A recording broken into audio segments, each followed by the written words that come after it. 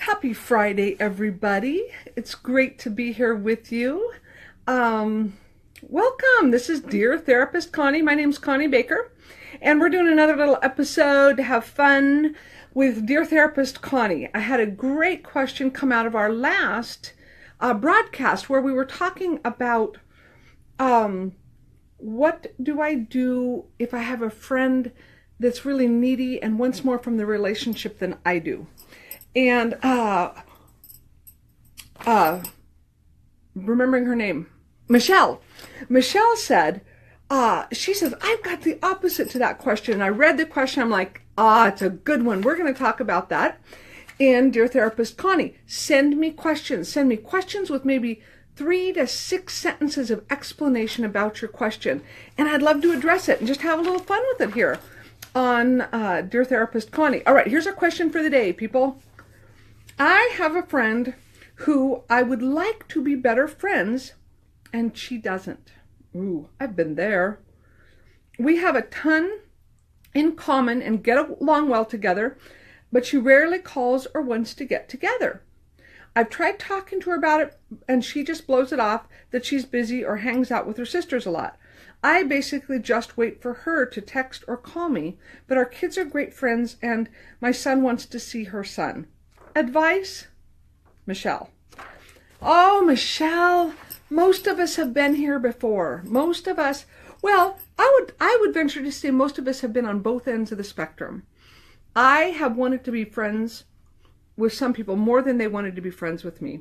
I have had people want to be friends with me more than I want to be friends with them. That's natural. It's part of life. There's no guilt, no shame either direction. It just is. It's how life works. So, let's talk about this. I'm going to throw out a principle for you here of matching a level of friendship. All right. Here's superficial friendship, way up here, very surfacey. And in friendships, we tend to go down, okay? We go down like that. And we stop somewhere. Sometimes we stop here, sometimes we stop here. Healthy people will say a little something and give a person a little something. And say, be a little vulnerable or give a little personal information. And then that other person matches it and says, oh. And then we go, oh. Well, a lot of times it kind of stays right here, totally appropriate. And then other times we keep going down.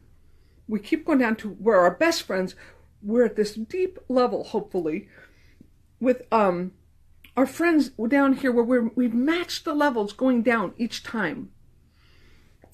What gets a little dicey is when I'm talking to a person, and this is me, and they share a little bit, and then I share a little bit, and they share a little bit, and I share a lot. Well, this kind of puts pressure on the friendship. Because this person isn't quite there, and we've gone way down here, and they're like, whoa, careful, careful. Okay. Not just sharing. Initiating contact between people. Okay, so we've got one friend who calls me, let's say, or here, this is me. They call me, I call them, they call me, and then I call them 4 times, and they call me once, and I call them 5, 6 times, and they call me once. See, this is getting really mismatched. And it's easy to do, but healthy people say, I'm going to watch and see how much that person shares or initiates or whatever we're talking about.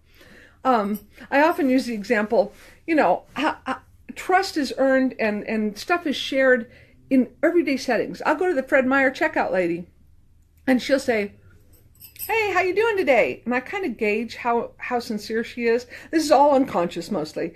And I always say, it's been quite a day. And she goes, really? What's going on? You doing okay? And I said, well, I actually just got rear-ended out there in the parking lot. Oh my goodness, are you okay? Do you need you're okay body-wise? Do you need some help? Do you need, okay. So she's earning my trust by good, connected, empathetic responses in this quick little exchange that's neither here nor there. Now, if she says, how's your day going? And I go, it's not been that great. Kind of, it's been quite a day. And she goes, oh yeah, we all have those.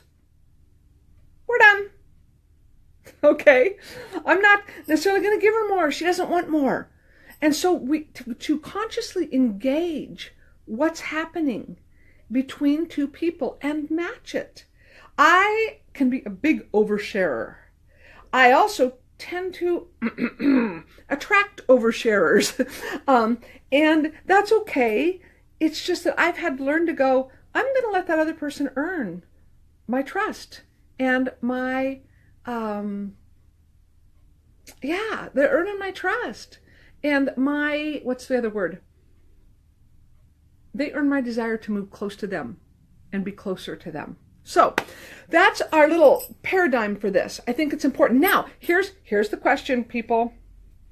Here's where I get hooked, especially in my 20s and 30s. This is, I can think of one person right now I desperately wanted to be better friends with than they wanted to be with me. Oh my goodness. I totally remember this. And I was the friend that kept talking about, I want a better friendship. I want more friendship. Well, all that did was drive her away because she just didn't want the same level of friendship. It was nothing against me. It was nothing against her.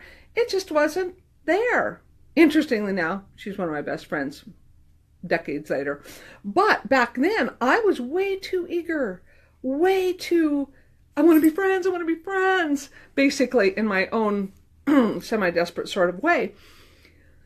And so, Michelle, I guess with you, to go back to this, where I get hooked in just letting something go and go, oh, they don't want to be as good of friends with me as I do them. All right. Where I used to really get hooked was I felt like maybe I was more valuable if they were my friend. I would say, unconsciously, I would say, I want to be their friend because I'll feel better about myself. If they really like me, that will be a good stamp of approval for me. Well, what happens if you're not, if it's not? What happens if that person isn't interested in you? Well, then all of a sudden now I'm not as good a person. Oh, that's scary, right?